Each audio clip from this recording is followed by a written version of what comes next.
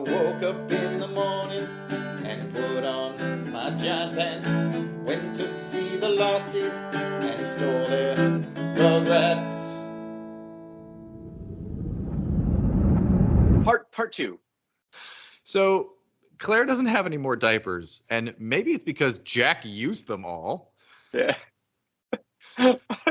So here's the thing: is like I think Evangeline Lilly is a fine actress who's given bad material.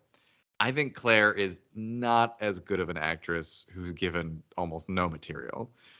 But her behavior in this scene to a teenage boy in 2005 or whenever I was watching this seemed over the top, but it is perfectly understandable to me now. That is what having a baby will do to you. That's what I wrote down is because she says something like, she's like, oh, I've got a lot of stuff, and she's like, I have the baby, and that's all she lists, and it's like, no, that's a lot. That's enough. Yeah. Yeah. I do love that. I thought that was very well done. Sayid won't give Charlie a gun. Why would he? He tells her if he wants to help Claire, he needs to help her pack and get her to the caves, and he's not wrong because he's a great leader. Well, so this is the part where, for whatever reason, this exchange is actually the first time where I thought Sayid would not make a good leader. Oh, really? And I think that the way this episode ends for him is it actually, I don't want to assume what they were thinking, but I have a fan fiction theory of this, or fan fiction version of this, that I think would have been way, way, way cooler. But I just wanted to set that, because like, for whatever reason, and I really couldn't figure it out, but the sequence between Sayid and Charlie here, I agree. I don't think Charlie should get a gun. But for whatever reason, maybe because of Sayid just being so dismissive, I was like, something feels off. Like, this doesn't seem like how Locke would respond to Charlie or how Jack would respond to Charlie. And not that either of them are, exemplary leaders, but it actually, there was something about this exchange that made me go like, I don't think this is how you do it. Oh no. Yeah, I thought he handled him very well. He was being very firm with Charlie. He's like, no, I'm not doing that, bro. Like, here's how you help your lady. You help her with the baby, you help her with her stuff, you move. And the thing is, he's right, because when Charlie does get upset, his immediate reaction is to punch Sayid in the face. I mean, Sayid calls that one. Yeah. All right. At the Black Rock, Hurley asks how something like that happens, and Rousseau answers, "Are you on the same island as I am?" Which I think is great. And Arst says that a tsunami probably swept it there, which we learn, 5 seasons from now is exactly what happened. Rousseau pieces out. Locke says he can lead them back. Arst once again refuses to help, and Hurley also doesn't want to go in the ghost ship. And here's my question for you. Do you think Hurley doesn't go into the ghost ship because he'll see ghosts? That would make a lot more sense. I actually was wrestling with this, where I'm like, why doesn't Hurley want to go in there? This seems right up his alley. Yeah, I don't know if they had decided that's what they were going to do with Hurley. I think it's probably just he's scared to go in, which I get it. It's a scary thing. But I think you can definitely retcon this as being like, yeah, Hurley's afraid of the dead people he's going to see. Because I forget, how does that work with him? Yeah, because I don't know that he sees. No, he does. Yeah, it's Miles that hears them. Hurley sees them. And Miles also hears them as remnants of like something like a life that they had, whereas Hurley actually like interacts with them as people, right?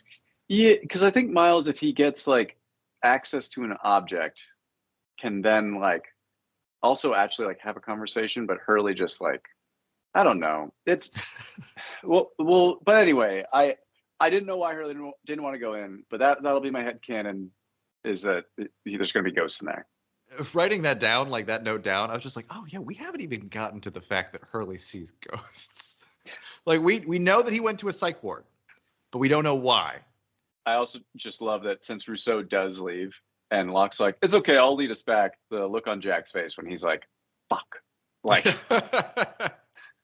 I loved that. Yeah. Like, I don't trust this lady. I don't trust this guy. I don't have to deal. I have to put my life in the hands Oh man, that whole thing of you like to play games, John, later on is just Oh God. it's amazing. And that also that I don't want to jump too far ahead, but I think about every time you've brought up when Locke has been jovial in light of some very tragic or horrific thing happening. The fact that Locke would have the balls to make an operation joke after they just saw a man die in front, like die horrifically in front of them. It's like I didn't even like think about it. I think at the first time I was watching this, but like watching it now, just be like, dude, that's not funny. You Arst is in pieces. No, I mean, this is actually like, again, like with fresh eyes and knowing where Locke's character goes, I think this episode, and I mean, I know it's kind of the point, but they really seal the fact that Locke is menacing. Because this is the first time, too, that he finally says, like, Boone was a sacrifice the island demanded, and then it's like, whoa, back up. You know what's interesting about that, though, is that when he says that line, I see on his face a lot more doubt than I remembered. Oh. So he's telling Jack, like, I mean, he's still like, full blown zealot for the island. He believes that the island is calling to them and telling them all these things. And I mean, we've seen the island has been, or at least Locke thinks that the island has been communicating with him. But he's got like the light in his eyes and he's really happy and he's telling Jack all these things. And then when Jack's like, did you tell Boone that? And that's when his face changes. And you can see it, like his face gets cloudy and he's just like Boone was a sacrifice the island demanded. Like, and he gets like mad. Like he doesn't really understand why. And I always remembered him giving that line as being, having no doubt whatsoever. And he firmly believed that was what the island wanted. And at this time watching it, I got more of the sense that like, that's what he's telling himself because he still doesn't understand it. He doesn't understand why this magical place did that to Boone. And that's the story that he's sticking with. That's how interesting. I took it. That is interesting. I'll pay closer attention to that as he. I'm sure. I think he says that line like 12 more times as it goes. So inside the ship, we learned that it was carrying slaves, which is fucking dark. The slaves died chained up in the ship, like they're skeleton. Like that's that's really upsetting. So Locke theorizes that it left from a mining colony on the eastern coast of Africa, specifically Mozambique. And for those wondering, because I was, Mozambique is nowhere near Nigeria, where the other plane came from, where the one that crushed Boone. The Nigeria is on the western side of Africa, facing the Gulf of Guinea and the Atlantic Ocean. And Mozambique is facing, it's on the other side, and it's in the Indian Ocean. Outside the ship, we learned that Arst was married at least 3 times. He accuses Hurley of being part of the cool clique on the island. Says there were 40 other survivors of this plane crash, and we're all people too. And I love Arst. I love him because he's so terrible, and I instantly miss him. Yeah, he's extremely memorable. Not just like even in his name and personality. But what I loved about this little exchange about his third wife is I'm like, oh my God, this is why I felt so confident Arst was going to be a recurring player, because he's telling us what flashbacks we're going to get. I'm like, oh snap, we're going to get like multiple divorces. Da, da, da, da. And of course I feel like that is very intentional. Yeah. That he's like, well, and he shows up. He doesn't just show up in the finale. He showed up in, one episode prior to the finale, because we see him for the first time in Born to Run, right? Yeah. It was Born to Run. It threw me for a loop because it's just like, I mean, he complains that Kate gets the best wreckage, that Jin doesn't catch fish for everyone, and that he's lost weight, unlike Hurley. He chastises the group about dynamite, shushes Jack, who just glares at him, and then claims that dynamite sweats nitroglycerin in 90+ degree heat. I did research this. So, real old dynamite can be extremely unstable and explode under a number of common conditions. It gets too hot, it gets too cold, it gets wet, it gets too dry. According to one person online, he contracted a doctor of pharmacy and asked him about the explosive qualities of nitroglycerin. He stated that in its purest medical form, nitroglycerin only has a shelf life of about 6 months. Even if stored properly, it would still have a potency of less than 80%. But then I read a bunch of other things that said like, no, no, no, no, no. Dynamite is dynamite, and it is still extremely dangerous. And if people find it and it's extremely old, they still send out bomb squads. So I didn't really find out whether or not this whole sweating nitroglycerin thing is what the issue is, but everybody seemed to agree that yeah. Would the dynamite still be in an identifiable form after like 100+ years? That I don't know, but yeah, it's dangerous stuff. It's a hell of a prop because I will say like it looks great. Like how they interact with it and stuff. I'm like, here's a question I had for you. Does the dynamite look tasty to you? Kinda. Like I think like I want to hold it. Like I think the prop looks like, it's even when they wrap it in mud, I'm kind of like, yeah, I don't know. It looks good. It looks like it feels good. And yeah, I don't know. I don't know what it is about it. I'm just looking at it, and I have this problem. It's there's like a subreddit dedicated to this, which is like forbidden snacks, where it's like you see like really smooth like garden stones like in somebody's like front walkway, and you're like, I wonder what that would feel like if I put it in my mouth. Did you ever watch I think it's by a guy called Fez, and I know it won an Academy Award. He made like 4 stop motion films. They're all like 90 seconds. And one is him making guacamole. Oh my god, yes, that is amazing. Yeah. I love that. We'll try to link it in the show notes, because if anybody who has not seen that, I think it won some kind of award. It's absolutely beautiful, and it makes me hungry, and it makes me if you like ASMR, all of the sound effects in that are just oh my god.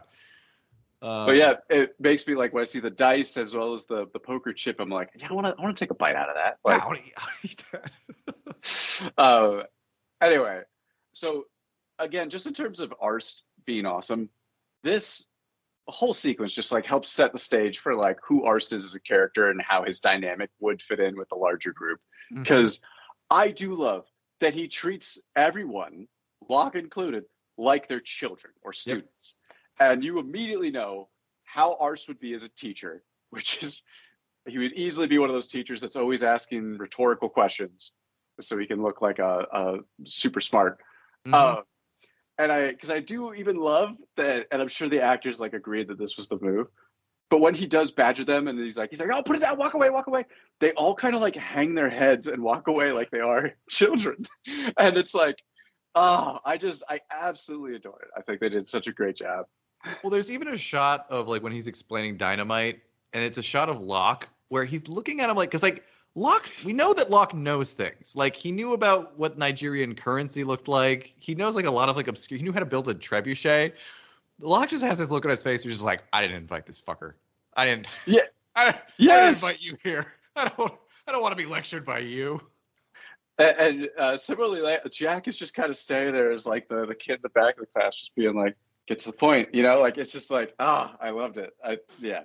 What I do love though, absolutely, is that like Arst is telling them all this stuff about how dangerous dynamite is, but when he explodes, everybody changes their demeanor. They're all like, oh shit, this is serious. We could die instantly. Another fun fact, Arst says that you don't hear about the guy who invented nitroglycerin because he blew his face off. The man who created nitroglycerin was named Ascanio Sobrero, and he was actually wounded on the face and hands while experimenting with nitroglycerin in a lab. He didn't die, but he was badly wounded. And then his student, Alfred Nobel, for whom the Nobel Prize is named, is the one who learned how to stabilize it in the form of dynamite. Yeah, so that's interesting. Yeah. And so we come to Arst's explosion. Has to be in my top 10 lost moments of all time. I don't know what those other moments would be other than Desmond contacting Penny. But, oh my God. It's I know it's coming and it still gets me. Like they figured out the timing of when he should pop perfectly, because it is like it's just long enough that it's like, does it not have, and but also early enough that like, oh, it's great. I love it. It's so good, and it's funny, but it's also that's terrifying. It's terrible. It's a terrible thing to happen. This was a person. and he just explodes. Hurley's dude is the only legit response. Like, it's just. Well, and again, like, I really do think that they did a great job at that. This is a good example of a lost bait and switch, much more so than like a Nikki and Paolo, which even though, again, we'll get to it. But anyway, Yeah. It felt like Arst was going to be permanent. Yep. And they said no. So the next flashback we get the Jin half of Sun's flashback. This fucking scene. I remember this scene being better than I thought it was this time around.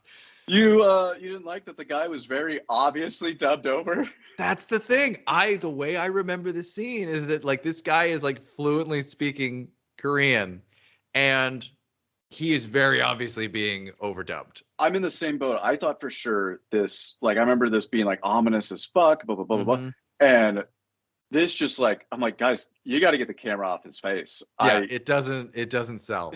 And I don't even. I think the first time you're watching it, you're so blown away by like this random white dude is just, speaking perfect Korean, or what seems to be perfect Korean, that you don't notice. But like, having watched it, a few times now, it's like, oh no, it's and it kind of undercuts the thing here, which is, he tells him, if you do anything other than deliver the watch, you'll lose Sun. You're not free. You will never be free of Mr. Pack. And that does explain, finally, why, not totally, but it explains why the watch is so important. It explains why Jin freaked out about it. It's not okay that he just started beating the shit out of Michael for it. I mean, he could have just asked for it back. But that Jin would be terrified of something happening to the watch, I get that now. Yeah. I mean, it's still, to be honest, when they do cut then to him like giving Michael the watch, it's just kind of like, this just reminds me of how dumb that is. But I liked it because it was more symbolic of him saying, I'm making my own fate, Yeah, but like I feel like they achieved that even just when they cut to him, and they do this with a couple flashbacks well. And Jin's, I feel, is one of them where it's like he's at the airport and they give you this sense of like, I'm in a bathroom seemingly by accident and I'm still trapped. And like when I cut to Jin back on the raft, it's like, you're free. Like I like that. I didn't need the watch. Like this was fine. The one other thing I wanted to say about this scene is that in Jin's flashback, we get Sayid being pissy because the TSA took his luggage. Mm-hmm. And this was another one where I'm like, it feels like there's a little bit of continuity error, because what we learned in Sayid's last flashback is he is at the airport today because he wanted to bury his friend's body, and he had to do that because the US and Australian governments suck. And they have this whole bit where Sayid, he doesn't look like someone who's saying fuck the world. He looks like, I was inconvenienced because of my race. And it's like, buddy, this is pretty fresh. Like, I think Sayid would be a bit more upset about this. So anyway, it was another weird Sayid thing where I'm like, I felt inconsistent. I mean, I think it's understandable because he asked this lady to watch his bag so that this wouldn't happen. And instead, he is probably detained for God knows how long. I think he is appropriately pissed. I think he should be more pissed. That's fair. But again, and I made a note of this when at the very end of the episode, when he's getting on the plane and he gets that dirty look from the other passenger. This was 3 years after 9/11. Yeah. It was a bad time for people from the Middle East and people who just looked like they were from the Middle East to people who don't know. They were being, if anything, they were underselling it a little bit in this episode. Like it was not a good time. It was not. There's a lot of shit going on. That said, jumping ahead to this whole raft, this is the first time where in my notes I basically started going into an existential crisis of like, this is a terrible idea. Why are they doing this? I was even looking at the sail and I'm like, that's barely a sail. Yeah, it has a hole in it. They didn't have time to patch that hole. This was the first when we finally see the raft out on the ocean, because I remember the first time I ever watched this being like, they have a boat I'm in the same camp as Charlie. It's like, they didn't build a raft, they built a boat. No, watching this now, I'm like, guys, Not enough boat. no, this is not a plan. This is literally, we are sailing off to die here. Yeah. This is where I was like, this is fucking terrifying. Anyway. The only notes I have are that, once again, they should have built shade for the raft. And why doesn't Sawyer want Michael to know he's singing Bob Marley? That seems silly. It's silly. Exodus, of course, it has the biblical connotation of Moses leading his people out of Egypt, but also the name of a Bob Marley album. Oh. Yeah. And here's a sweet scene. Yes. On the beach, Shannon's trying to carry all her bags, Boone's bags, and Vincent. Call it what it is. She's carrying her baggage. Yes, she is. She tells Sayid that she can't leave his things. She says the others, hiding, Boone's death, all of it, it's just too much. Sayid tells her it won't be too much if he carries it for her. One so true pairing. It was very cute. I was like, this is too cute. Anyway. And any time that I feel like Shannon's being a little ridiculous, I have to remind myself her brother died like yesterday. Like you're gonna be a mess. Yeah, I think given the circumstances, Vincent's actually being pretty good. Kate asked Hurley if he's okay. He said that was messed up. He just exploded in front of us. And he believes it's because that he's bad luck. Kate says it was an accident. Okay, I have a question for you here. So we cut to Jack and Locke soaking shirts in water and trying to transport more dynamite. My question for you is, after seeing what happened to Arst, would you continue with this plan, or would you give up? I'm out.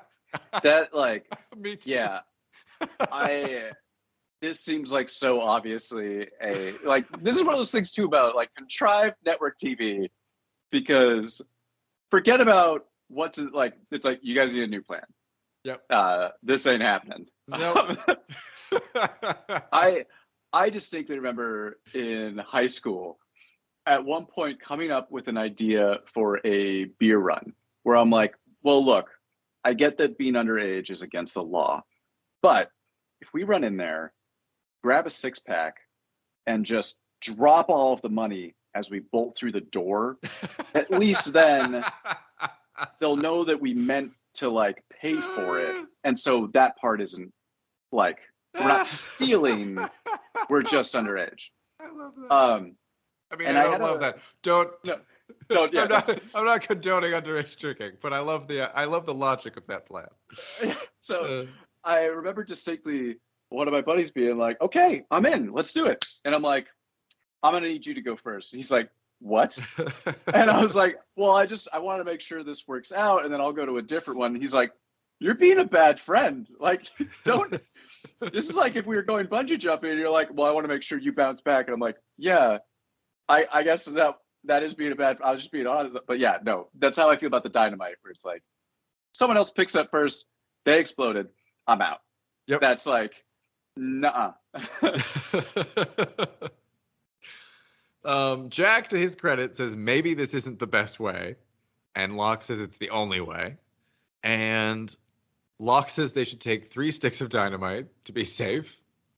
And Locke asking a spinal surgeon if he's ever played Operation is funny to me. I think it's supposed to be.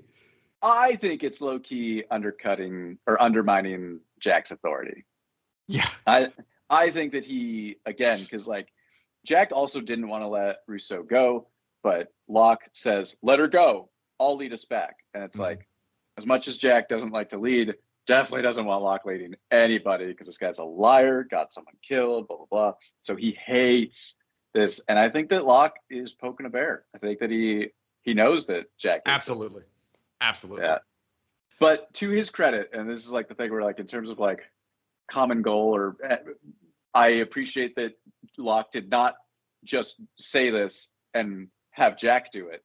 Like Locke's in it. Like I think that's the one thing that changes this from being like a pissing match to like we're both putting our lives on the line right now. Yeah.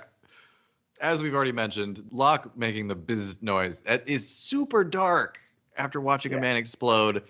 Jack asks him if he likes to play games, and without missing a beat, Locke says, absolutely. And yeah, it's amazing how we've already set up in previous episodes the distrust that Jack has for Locke now because of what happened with Boone. And that's been festering underneath the surface for a while.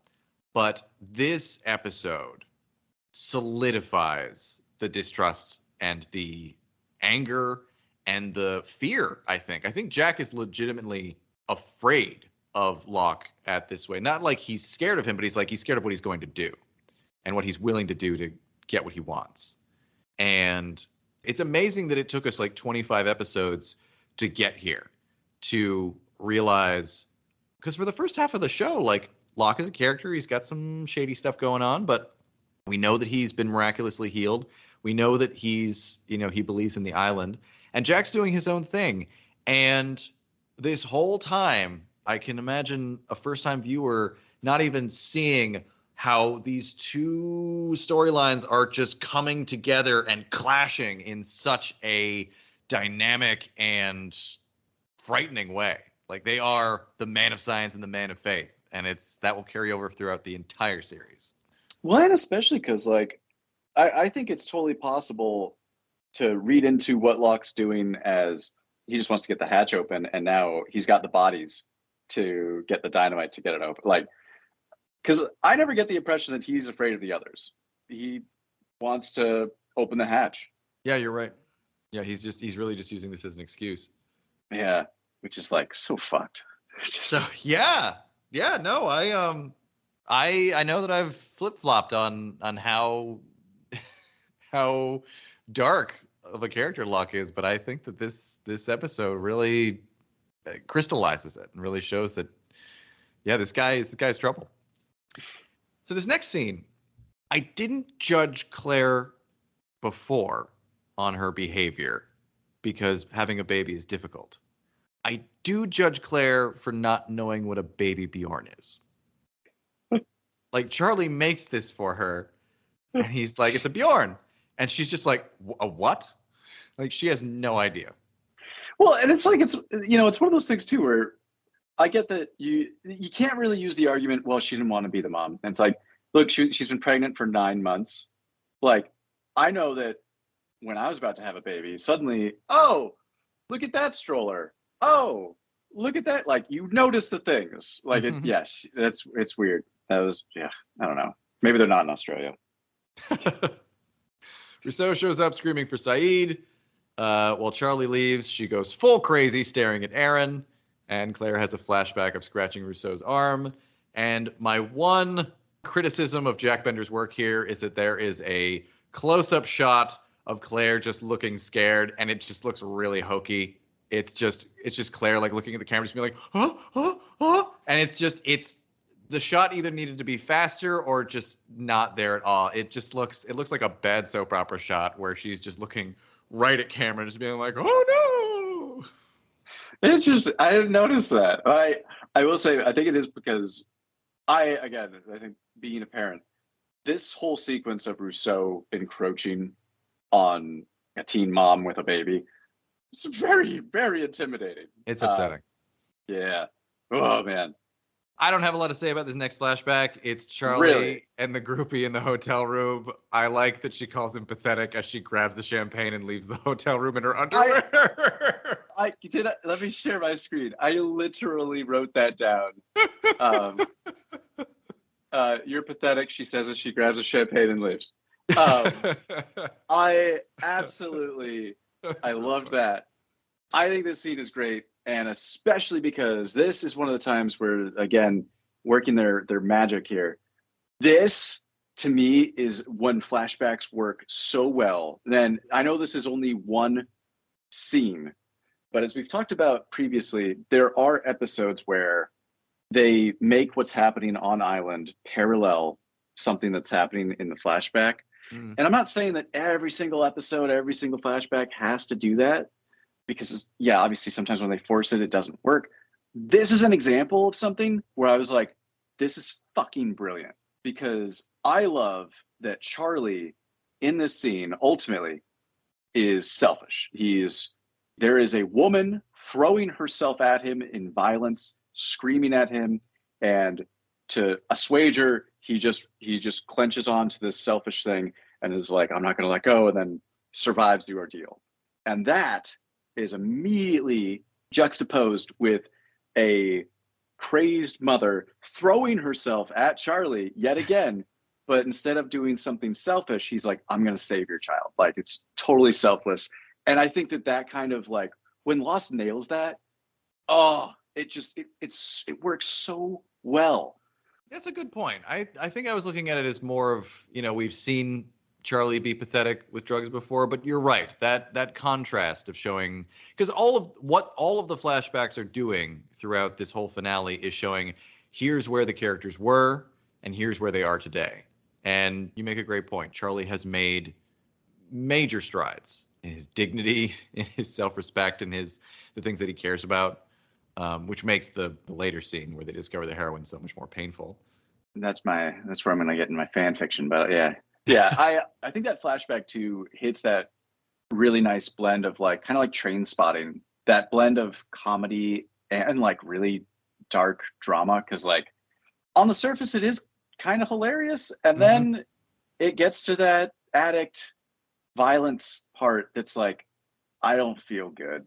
No. Like it's an ugly scene, and like, yeah, it's just. Yeah, I agree. Charlie and Sayid find Claire with a head wound and no Aaron. Charlie freaks out and punches Sayid, and Sayid does a supremely chill throat grab and says, "Do not hit me again." And I love that. I love that. That was so cool. It's well done. Good for the most part. This was another moment where I was like, Sayid, what the fuck's going on, guy?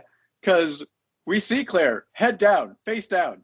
Which way did she go? And I'm like, Sayid, she's clearly, how would she know?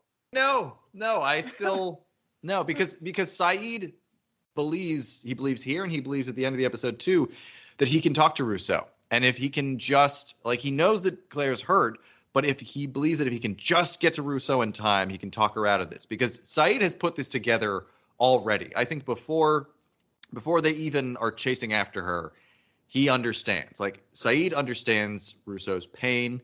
He understands what she's after, and he's sympathetic to her throughout. Like, Charlie says some really terrible things to Rousseau at the end of this episode, and Sayid, he's understanding the whole time. Like, he doesn't insult her. That's a good point. And yeah, I hate that scene, or I hate the dialogue coming out of Charlie's mouth there. It's but we'll get to that. At the Black Rock, Locke proposes splitting up the dynamite, 3 sticks in each pack. Kate says she needs to carry one, and Locke says they'll draw straws. They don't have time to argue because the others are coming. Hurley tells Jack that you have some arsed on you, and Jack draws the long stick, but he is not happy about it. On the raft, they activate the sonar. Sawyer reads the Lostie's messages, and Sawyer he just admits to Walt that he only wrote one letter in his life to the man he's going to kill. Like, I get that Sawyer doesn't interact with children a lot, but you don't just say that to somebody. Yeah. But I will say, I highlighted that. I'm like, hey, we got another Sawyer and Walt scene, because the last one was so good. But I also do like this, and these are the moments that I like Walt a lot, because I do like that children just, challenge things that maybe it becomes a mantra and you repeat it to yourself for so long, so many years, that it loses all meaning. And a child is the one to be like, why would you do that? And it's like, well, I don't remember. Like, I think it's a good, like, I like the exchange between them of, Sawyer, why are you living this way? And he's just like, yeah, I guess I don't know. It's like, did it ever occur to you that this might be dumb? Yeah. I loved it. I was happy to see them interact again. Back to Sayid and Charlie. Sayid gives him a gun and tells him not to make it personal.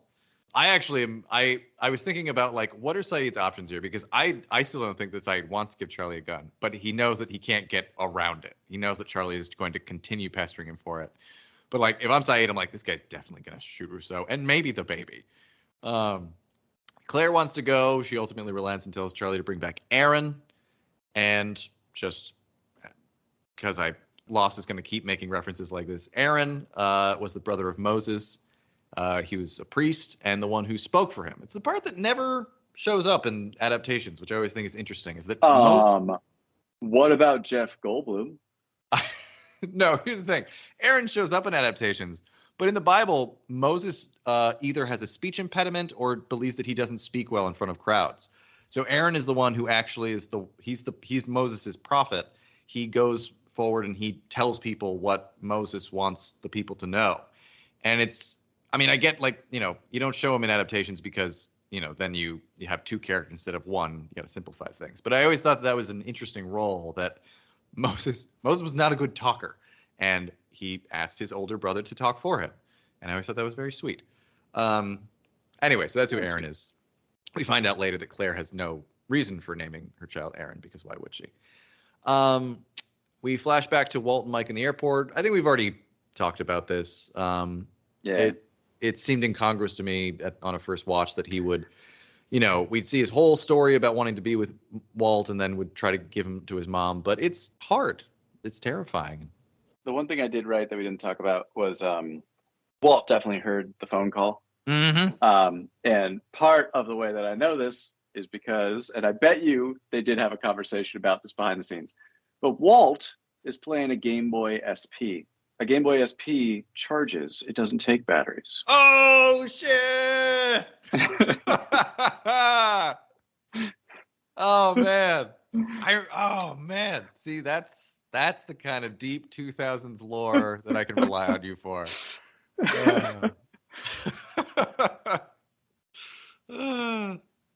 That's great. That's amazing. I put hundreds of hours into that thing. I remember you had one.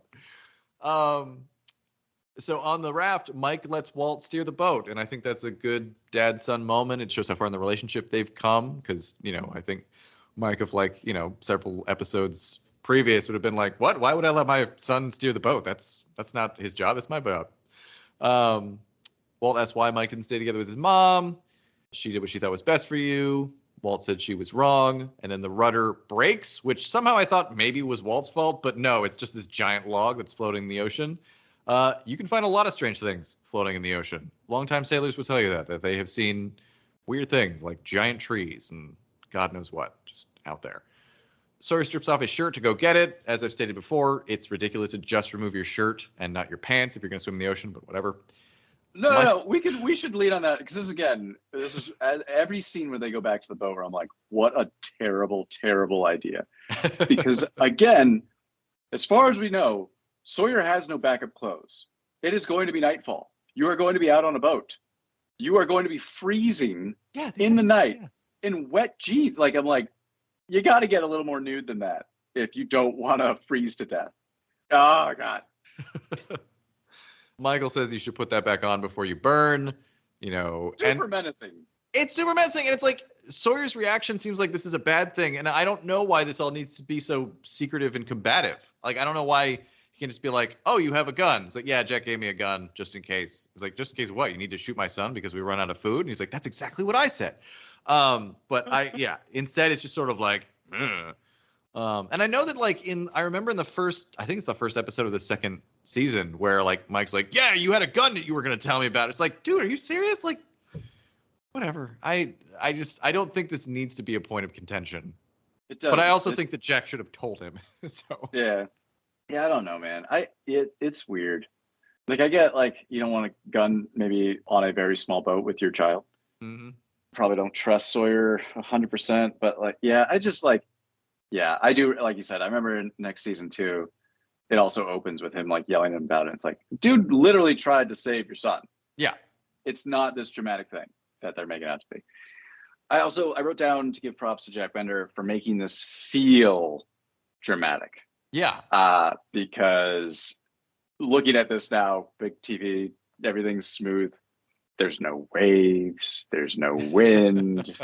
They're not going very fast. This. Don't get me wrong. It's terrifying, but this is again as we get into this part of the two-parter, I was like, yeah, this is not as dramatic. And very much, it's one of those things where it's this feels very controlled. Is kind of the thing. The better way to have done it, and I don't know if they had the resources to do this, would have been to have the rudder sink immediately and Sawyer has to dive into the water, and you have a shot of him in the water, like going to get it. Like that's how you show, like, man, if they don't have a rudder, they're fucked. Like they're just out there on the water. But I think that technically that probably would have been very difficult and dangerous. So yeah, I think I agree with you. I think Bender does as well as he can to sort of frame these shots and make it show that, like, you know, it's getting away from them and it's dangerous. But yeah, it does seem like, oh, it's just floating there. I mean, you can get it. Oh, Yeah. no Waves, no wind. You know, it's yeah. just kind of take down the sail. They're Yeah. like 10 feet away. It's like, but I mean, yeah, you know how like quickly like a boat can drift and. Oh, for sure. And it's not as though they had a plan. Like No, it's also the rope is so stupid. It's just like he just keeps throwing it and it just keeps tangling up. It's like, Mike, come on, try a little harder. Just untangle it. Anyway, in the jungle, the Losties make their plans to transport the dynamite and not get eaten by the security system. When the survivors go to the caves, this reminds me that, like, I originally thought they abandoned the caves like halfway through first season, and they're still there. So I was totally wrong about that. Yeah, no, I remember that the same way you did. I think it's because more scenes or more episodes seem to focus on the beach. Yeah. But yeah, no, I mean, once they get in the hatch too, I think that's when it is just we never see the caves again. Yeah. Sun asks Shannon if she thinks they're being punished on the island for the things they did, the secrets they kept, the lies they told. Shannon asks who's punishing them. Sun says fate. And I don't know. I don't know if at this point the island is still purgatory. I think this is a good argument for it, but I also can see that, you know, we're taking or almost taking it away from the punishment itself to saying like fate. And Locke brings up fate as well. You mentioned a few episodes ago that you wanted to track how often the words destiny and fate show up, and it seems like ever since you mentioned that, it comes up like at least once an episode. Yeah, and usually as like for painful reasons, like it's never a positive thing, which I think is also interesting. And Claire says no one's punishing them, and there's no such thing as fate, which seems weird coming from the girl who we know believes in astrology. Yes, I did write this down, and then I redacted it, and you're also making me realize I got to redact something else. One is I forgot that Claire has amnesia. Because I was like, this is a conversation she and Charlie had, and at the end of it, Charlie basically said, I think your psychic was right. But because she would have forgotten that conversation, I was like, oh, maybe she is under the impression, like maybe that makes sense. Maybe, yeah. She's also just upset. Yeah, that too. The other thing is and this kind of comes up in a few scenes, where Kate makes a comment about the 23,000, and she's like, "Oh, it's how much money?" Because she hears Hurley saying the numbers. And at first, when I first watched this episode, I wrote that down as "Oh, you remember how much money you're worth, but you don't remember that your security box was 815, same as your airplane." And that is the one thing that the flashback unintentionally explained, because it's like, "Oh, right. Why would she know what flight number she was on?" Like, she wasn't. This isn't like she bought the ticket. She was escorted. That is a good point. Yeah. So I wanted to go back and redact my thing about being like, she didn't realize that she was on flight 815 and the airplane was in 815. It's like, oh no, yeah, I guess she wouldn't. But yeah. Anyway, that's it. That's all. Charlie and Sayid stop at the heroin plane, and Sayid is so casual at showing him the heroin, but in his defense, why wouldn't he be? He doesn't know that Charlie had a crippling heroin addiction. He's just like, yeah, look at all this heroin. Anyway. They also retroactively make something make more sense that I don't know if you got was, instead of Locke just knowing what Nigerian money looks like, Sayid says, based on the maps inside, they came from Nigeria. And it's like, oh, that's a way to do it. You don't have to have your character know what Nigerian money looks like. Yeah, This moment is going to play into my fan fiction that we'll get to in 1, 2, 3, 4, 5, 6 scenes. I was curious if the heroin would still be good, because presumably it's been there for a few years, given the state of decomposition of the bodies, right? Does heroin go bad? Well, that was my question. According to ARC Behavioral Health, heroin can remain potent for several years, although if it's exposed to moisture, it can grow fungi. So, yeah. Weird. If the bag stayed dry, which maybe they would inside the Virgin Mary, they could still work. Although it seems to me that if it's in a jungle, it's gonna sprout all sorts of weird things. It might make Charlie trip out, but might not get him high. So the next scene, watching Jack with the others, it is very clear that he has the dynamite. He holds his backpack as he crosses the river. It's great. Hurley asks Locke what he thinks is inside the hatch. He thinks it's full of TV dinners, soap, clean socks, and Twinkies. He says they last for 8,000 years. Another fun fact, this is not true. According to one website, their shelf life is about 26 days.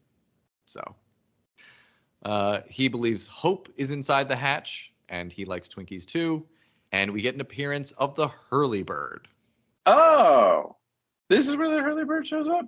Yeah, it shows up here, it shows up again, and I think it shows up in a couple of more episodes. It makes a sound that sounds kind of like it's saying Hurley. I did not catch it here, did not catch any of this. You really gotta want to hear it. What a thing to fixate on. But what do I guess I cared about Game Boys, so whatever. I also think it is funny that Hurley seems to have a better idea of what's in the hatch than Locke does. Yep. All right, so we are now in part 3. And this is the first thing that we are slapped in the face with in part 3. As the Losties are trekking through the jungle, Jack and Kate see a gust of smoke that makes the same chittering noise as the monster. And they both just look at each other. Kate's like, yeah, I saw that too. I don't know what the fuck I just saw.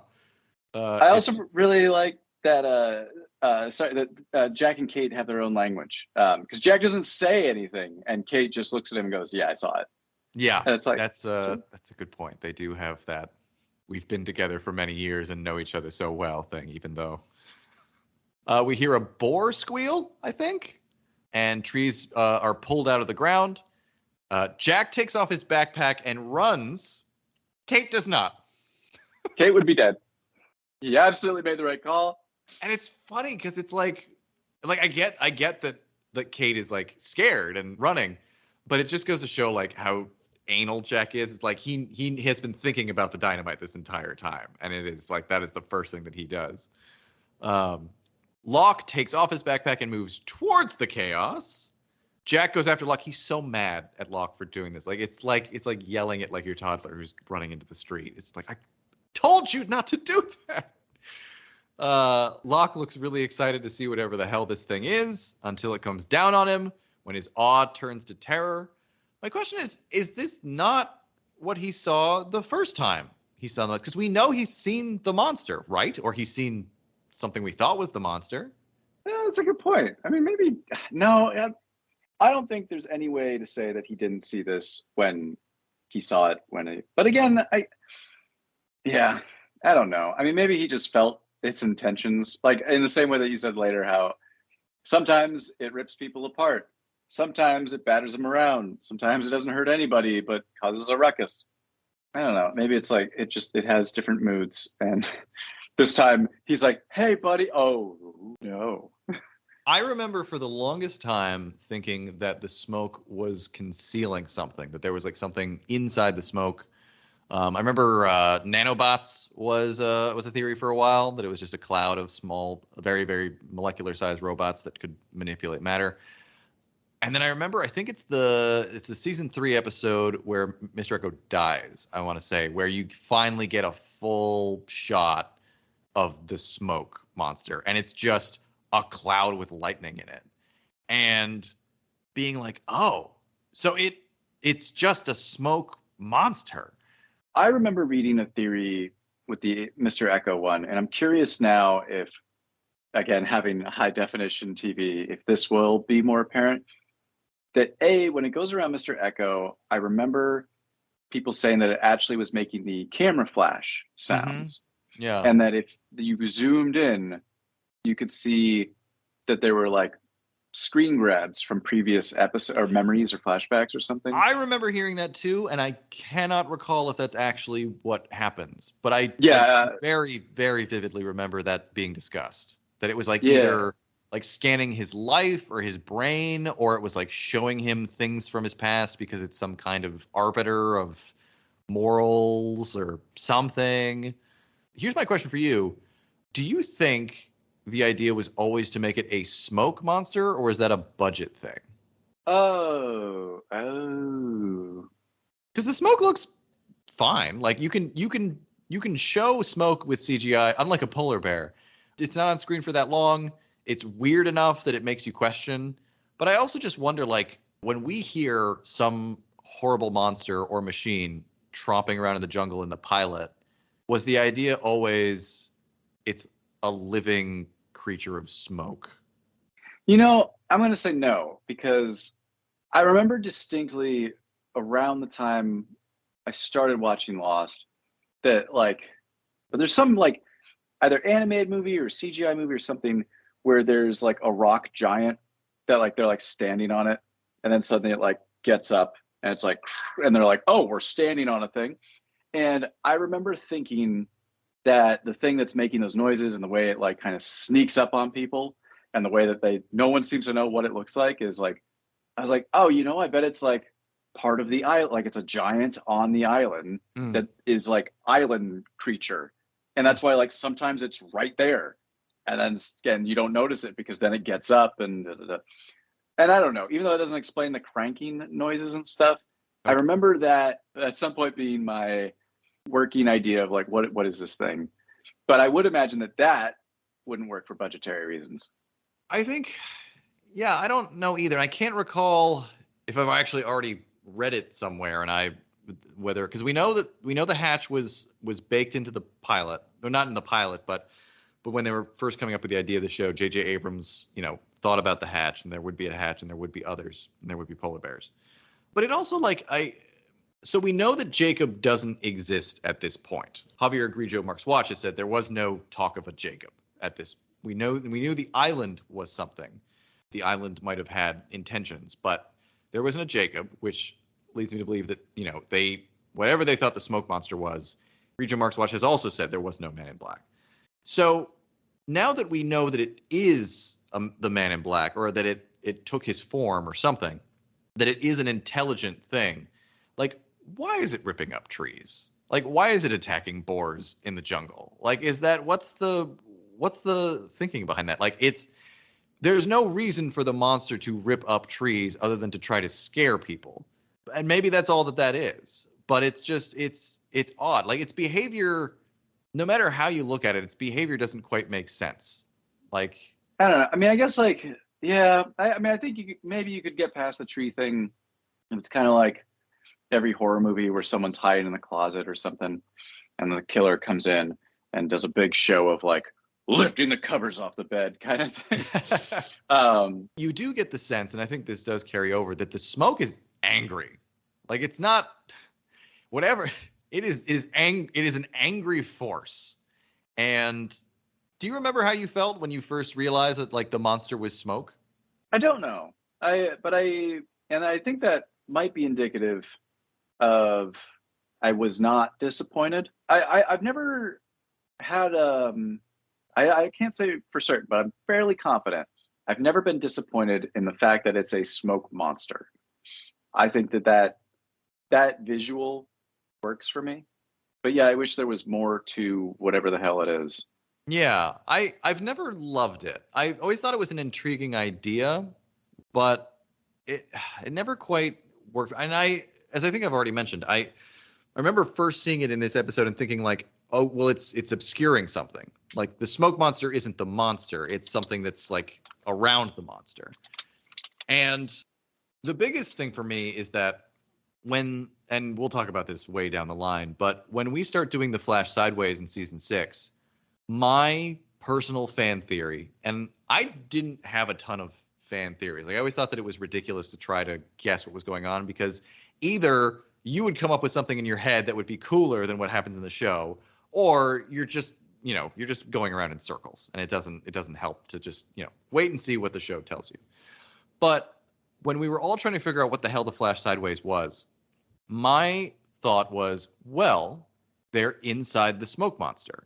That what the smoke is it is the residue of all of dead people, basically. It's you die on the island, you are absorbed into its mass, and it's there that you are sort of, it's not necessarily like you're in a hell, but you're in this like this collective consciousness with all the other people who die on this island.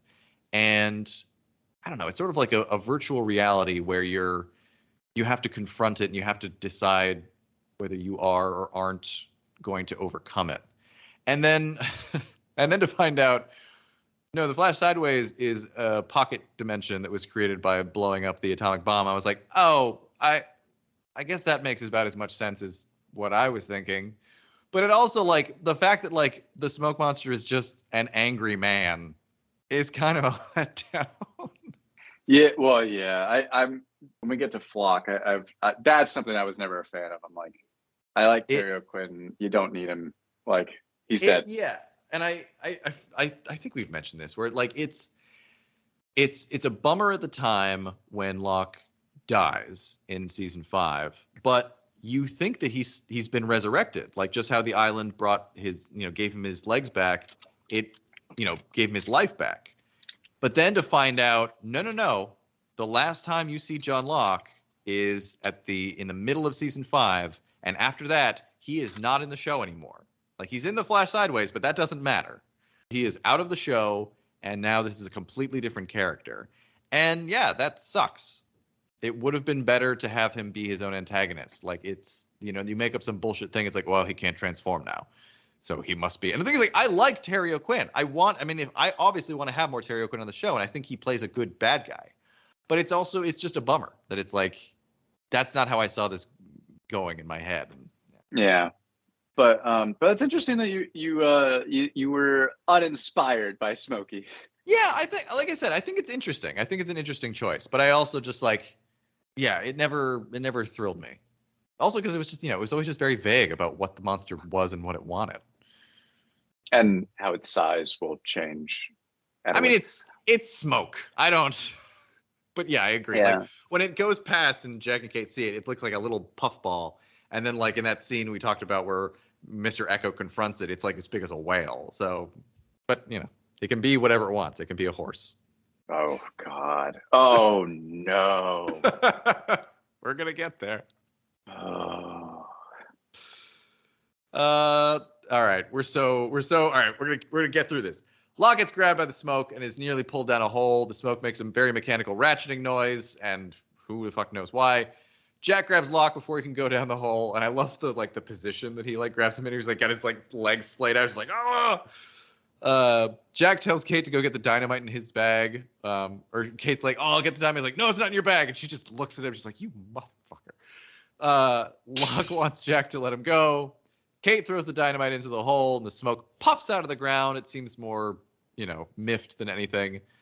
And she and Jack look at it with exactly the kind of baffled fear that you'd expect. Just like, what is even happening now? On the boat, Jin gives Michael his watch.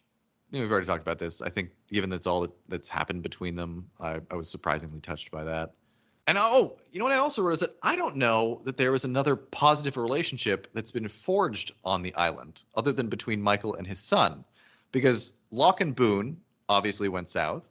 Shannon and Sayid was starting, but it's in a tough place right now. It's a romantic relationship, not a platonic one. Kate and Son seem to be friends. They made a garden together, but we don't really know much about that. And yeah, nobody else has really formed it, because Charlie and Hurley, they're not the dynamic duo that they become in later seasons. And I guess, yeah, even Charlie and Claire do the amnesia, not really connected. Yeah, it's interesting. So it's like, yeah, Jin and Michael are the only ones who've made friends on the island. Son asks Claire what Aaron means. Obviously, she doesn't know. She doesn't know anything. Claire looks like a sad duck. She looks like a sad duck. Charlie and Sayid find a baby blanket. It's a trap. Charlie's hit by rocks. He's bleeding badly. Charlie asks Sayid to do some field medicine. Sayid, this is cool. But so Sayid takes the gunpowder out of the bullet, doesn't bother to wipe it out of Charlie's eye, which seems like you would do that. And Charlie asks, this is because I hit you, isn't it? And Sayid said this is not going to be pleasant. I love that shot of him screaming and him just like kicking on. And we get a wonderful flashback of Hurley trying to make it to the boat. Wait. Okay, so this is the scene that made me go, "Oh my God, the road not taken." Yeah. So first of all, just as a quick call out, I do love that Sayid basically says to the audience, "Don't think about how a woman holding a baby got a trap set up." Like he literally just says, "Well, she's been in the jungle for 16 years. She learned how to set traps quickly." And it's like, "Oh yeah." And then if you think about it for a moment, so you're like, "No, how did she do that?" Because it doesn't make sense. That baby's not crawling. You can set it down anywhere you want. But yeah, it's still like that's a lot of rocks. Anyway, That is a lot of rocks. I also want to say it is absolutely haunting when Charlie says to Sayid, "You were in the military. What would you do? Surely there's something you could do." And Sayid looks at him, and the camera just lingers on him, and you can see that he's processing. And like this did a few things. One is I was like, because I was already feeling like maybe Sayid wouldn't make a good leader. And then there's a part of me that's like, maybe it's building to this moment. Maybe there's some Sayid PTSD that has not been resolved. And seeing Charlie, and it's like, there's blood all over his face. I was like, is he about to go full look out for Charlie's up in the trees kind of thing? I was really thinking that maybe that was the path they were taking Sayid's character on. But more importantly, is I realized how much more impactful this moment would be if Sayid gives Charlie morphine or heroin for the pain. Oh, yeah. Oh man. But he wouldn't have brought it with. I don't think he would have brought it with them. Well, but that's the thing is like because I did look this up. I'm like, is heroin like morphine? And apparently it's derived from it. So it is like. No, it would. Yeah, that's a really good idea though. If they did that, right? Because then like you have Charlie going back on something, but not out of this weird comfort relapse thing, but out of like, I want to save Aaron. You're not leaving me here.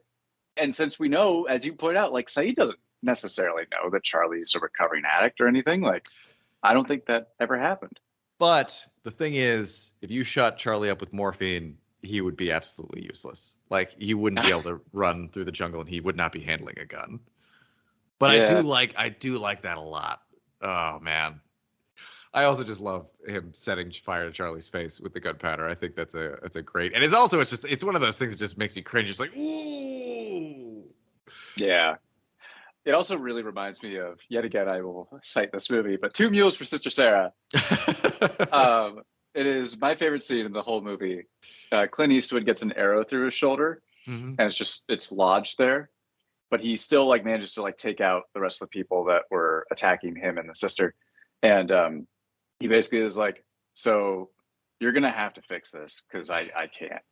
And she's like, "Well, what do I got to do?" And he literally just opens up like a bottle of whiskey and narrates to her what to do as he's just drinking the whiskey, because what she has to do is basically carve a trough at the back end of the arrow and then put gunpowder in it and then light it and pull it through so it seals the wound. And he's like, make sure you really smooth it out, because if you get any splinters in there, I'm going to get gangrene and die.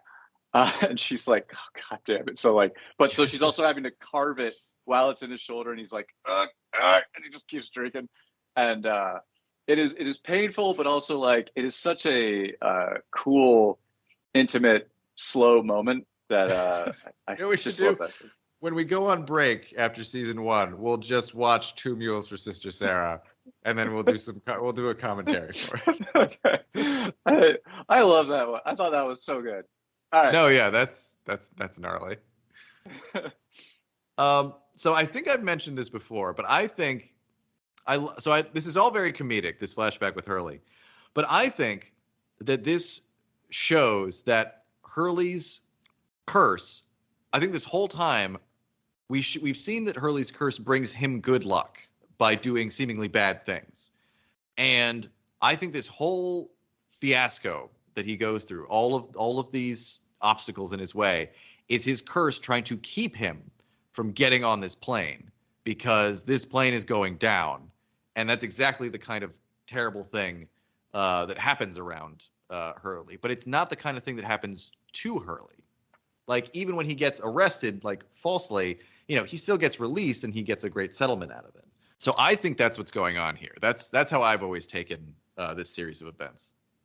Yeah, I honestly, I've never, because I do just kind of treat it as like a humorous thing, but I mean, that does make a lot of sense because it is like, wait, if Hurley's drawing all this bad luck, why is it trying to stop him? Mm-hmm. I mean, I think that makes sense. I think that's probably the way to view this. And I like that we established that it's his mom's birthday tomorrow. So that's why he doesn't just give up and be like, oh, I'll just get another flight. I'm a millionaire. Yeah. Like, it doesn't matter. No, that was a nice little touch. I also like at one point how he just ends up ditching his second suitcase. Yes. Yes. This is a nice little touch. I noted all of the things that happened to him. The outlet burns out, so that's why he oversleeps. The elevator's full. Charlie's in there.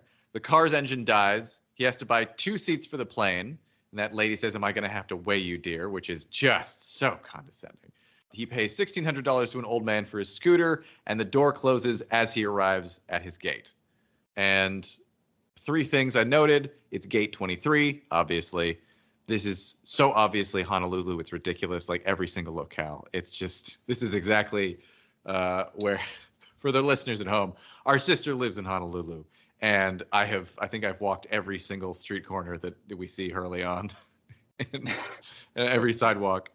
And one of the best lines of the entire finale is Arst at the X-ray scanner going, "Now? You're taking the computer out now?" Because I think we've all, not to get all Jerry Seinfeld about it, but I think we've all been that person behind somebody at the gate where it's like, Are you serious? You didn't know you had to take your shoes off? How long have we been doing this? It's great. And this little scene is so necessary in a finale that has been very dark. This is a very appreciated moment of levity. And you get a big old Hurley hug at the end of it. That's my favorite part. It's just giving a big old bear hug to that lady. In the jungle, Hurley is muttering the numbers to himself. Kate hears him and yada yada, the $23,000 reward. Jack needs to have a chat with Locke. And I would like to note that it was at this point that my daughter, my oldest daughter, was watching the episode with me, and Jack scared her. I'm trying to remember, what does he do? Like, he is very intense. His eyes are at 100% crazy town. And she was also just afraid that people were going to burn themselves with the torches. I shouldn't put it all on Jack. But no, that's fair. Locke says the monster wasn't going to hurt him. And this is where we get the man of science, man of faith talk. Locke asks Jack if he thinks they crashed here by accident. He says they were brought here for a purpose, every one of them. Locke says the island brought them here, that this is no ordinary place. And then Jack asks if he talked to Boone about destiny, and that's where he says Boone was a sacrifice the island demanded. And yeah, I do think that Locke is saying this more to convince himself that he isn't quite sure if that's right. Yeah, I do think that's interesting. Because it is one of the rare times, too, where, like, I believe that. I don't think it's a coincidence, even, writing, what is that called, dramatic irony? Like, Boone's death enabled Aaron to be born, and it's already been established that pregnant women struggle to, or has it been established that pregnant women has not been established yet. Okay. Well, we do know that the others are after kids. We don't know why. God, that's so fucked up. But yeah. But yeah, like I think he's right. But yeah, that is interesting. I didn't catch that he was feeling doubt. Yeah, but, that's how I took his expression. But he does say that his death was part of a chain of events that led them here to the hatch. And Jack says no, they're opening the hatch so that they can survive, and that he doesn't believe in destiny. Yeah, and does he say something like "Destiny believes in you" or something? I don't think he says that. Or I forget what it is, but yeah, it was definitely like a again, very Locke going full religious zealot in the Mist, where it's like starts off as kind of a loner, and it's like, uh-oh, I really hope you are not going to start converting people. Well, and that's the thing too, is that like, this has been building up between him and Locke ever since the Boone episode, and this is where you see Jack just absolutely losing it with Locke, where he's just sort of like, "Oh, you're crazy. You're actually crazy." And Jack, I mean, we've established this before, like Jack puts impossible expectations on people. He did it to Kate, he does it to himself, and when they let him down, when he lets himself down, he's mad.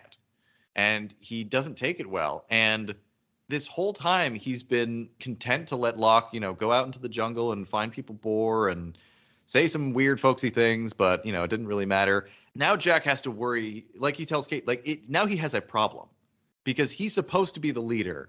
And how can he lead when this madman is going around with dynamite, walking into monsters and saying that, the island brought them here? Like, yeah, that would be frustrating to say the least. And like, even just Jack's, that line that you mentioned too, of him saying like, we're doing this to survive, and Locke saying like, well, it brought us to this hatch. Jack is literally like looking at the long view and talking to Locke. It's like, I'm looking at what is directly in front of me, which like you could definitely view as both their life decisions and how Locke is now living in the present and Jack is always thinking about the future. Hence the caves and, well, we can live here. There's fresh water, But yeah, it is. That tension is definitely a highlight to me, much more so than the hatch. But I think partly because I know what's in the hatch. Yeah, I think that that has a lot to do with it as looking at it, retrospectively. The flashback, much as with the Charlie flashback, as you mentioned, this does a good job of showing us where Locke was and why this island means so much to him. It's good to have that reminder of, Locke was basically helpless. Like he's clearly ashamed to have to be carried onto the plane. He can't even pick up the brochure that he drops. It's how helpless he felt prior to the island. And now he has to believe in its power because it's given him purpose again, not just the ability to walk. So I get where Locke's coming from. Like his entire life, he's wanted a purpose and now he believes he has it. Yeah. I just realized like that's a long flight to not go to the bathroom. Oh yeah. And it's like, so I was even like, is he? Yeah. It's just like, yeah, you're right. And I even love how flat they show that shot when he drops the brochure. Like it's just very, it looks so simple and it's like, nope. Yeah. The Losties arrive at the hatch. Jack asks Hurley to move the dynamite and Hurley asks if he can have a flashlight instead of holding a torch. It's just like, yeah, because fire and the dynamite's not making a whole lot of sense to me. It's great. On the raft, Sawyer says that he would have shown Walt the back of his hand a long time ago, and Sawyer would not make a good parent. They pick up an object on the radar. Charlie and Sayid arrive on the beach. They see that Rousseau was the one who created the black smoke, because there's no tracks from the others, no nothing. And this throws everything that Rousseau told us into the garbage, basically. I mean, who knows how much of that was true. Rousseau is distraught. She just wanted to see her baby again. Charlie says there were no others, that you made it all up, which is, again, a ridiculous thing to say, given that he was almost killed by one of the others. Like, yeah. He also calls her pathetic, which is just mean. Yeah. And it's with such like, what do you call that when it's like in your teeth? Venom? Like venom. Yeah. It just, yeah. That's why, again, if he was high right now, I would be like, this makes sense. I mean, his face probably hurts a whole lot. Yeah, it's just, I mean, I get that Charlie he has these big emotions and all that, but it's like, even Charlie should understand this woman has been alone for 16 years and had her baby taken away from her. Like, I get that you like Claire and you want to protect this baby, but have a heart, man. Yeah, and it's like, you got the baby back. Baby's okay. Yeah. It's just, yeah, he's very mean here, and I really hate it. Especially because she looks so sad. She's so sad. She's broken. She's a broken person. And this is where she says that she heard the others were whispering that they were coming for the boy, which we soon learn means that they were coming for Walt. At the hatch, we have the line where Jack says everyone wants him to be the leader until he makes a decision they don't like, and that if they survive the night, they're going to have a Locke problem. This is when Hurley sees the number stamped on the side of the hatch. He freaks out, tells them not to light the fuse, but Locke does anyway. Hurley tries to stamp out the fuse, and Jack has to tackle him to the ground. Back on the ship, Sawyer and Michael argue about whether they should use the flare. Mike says they don't even know if the radar works, and then Sawyer says, have you ever known Sayid to fix something up that doesn't work? They fire the flare. Yeah. They fire the flare, and as we've already talked about at length, the tone of this goes from triumphant to chilling. They're so happy, and the music fools us. And then Mr. Friendly says, we're going to take the boy. And they blow up the ship. Sawyer gets shot. Jin goes into the water after him. Walt gets taken. Mike gets beaten up and tossed into the water. And the raft explodes. And it's terrible. In the caves, Charlie and Sayid return. Claire gets her baby back. Shannon reunites with Sayid, who's looking real sexy by the waterfall. And we see that Charlie has taken a Virgin Mary statue. And in our final flashback, we see the Losties getting on the plane. We see a guy shoot Sayid a dirty look because it's 2004. Boone gives Shannon her inhaler, which I found to be very sweet. Arzt helps Claire with her bag. The life and death music plays. And on the island, Jack and Locke remove the broken hatch and peer down what used to be a very long ladder, but is now just a very long, deep hole. And that is the first season of Lost. We did it. We did it. We actually did it.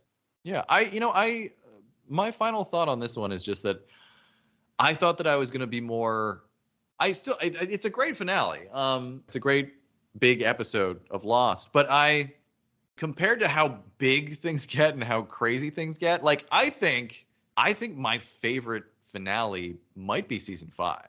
Oh yeah. And I mean, overall, I think season 5 actually might be. I don't know if it's my favorite season, but I remember liking a lot of season 5.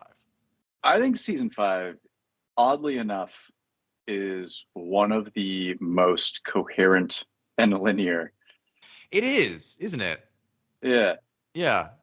Because that's the one too where, like, again, following season 4, I remember us in the same way. I was like, oh, we're gonna spend half this just getting the Losties back. It's like they get back to the island in like the 3rd or 4th episode.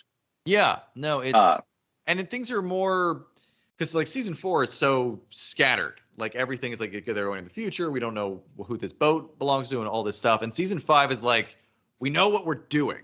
We're going back to the island, and we're not sure what we're gonna do there, but we have a purpose. We're gonna get our friends back. And there's just some real trippy bullshit that happens in that one.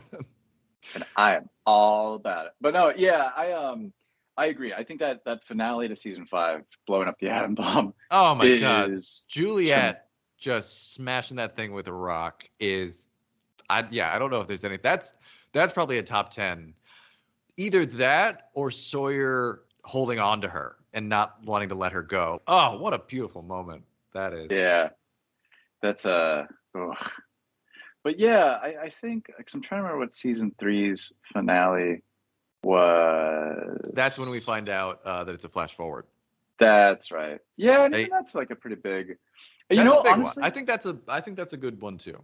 I think part of the reason this one doesn't hit as hard is because they kind of undercut the finale by even just having, oh, the black smoke, the others are coming. It was all a ruse. Yeah.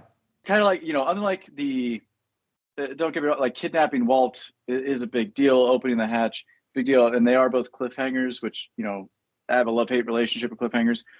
But yeah, this one of like, others are coming, not really, just kidding. Except they are really, because it's a fake out. So because it's like, okay, so Rousseau tells us the others are coming. So the others are coming. Then we find out, no, Rousseau lied about the black smoke and the others aren't coming. But then she says, no, I heard them. They're coming for the boy. And so they did come to come get Walt. But I do agree that we think it's going to be, oh no, our survivors are going to have to face off against like an army of Ethans. And it's like, no, they're not going to do that. But a couple grody guys are going to steal Walt, which is lower stakes. So I get what you're saying, though. Yeah, because then like the time, the whole reason they had to get the dynamite and come back is because this is happening. It's like, that's not happening. And so now it is just like, oh, all right. Yeah. No, I agree with that. I think the big moments of blowing up the hatch and blowing up the raft, those are big holy hell moments. And I think it hits differently now because we know so much about the others. But to have just a bunch of randos come out on the ocean with a motorboat and then shoot Sawyer, steal Walt, blow up the boat, like that by itself is just like, holy shit, what's going to happen next? Like, where do we go from here? So even though we aren't getting, the army of the others descending on the survivors, we do get that. And that is enough of like, well, who are these people? Like, what is this? And we also know from that shot of like when they see the island, they could be anywhere. And they have a boat, so they could come from anywhere. But it is the fact that we still don't get to see what's inside the hatch is just so frustrating. Like even just you could have the light turn on and they're like, give us something. But Yeah. no.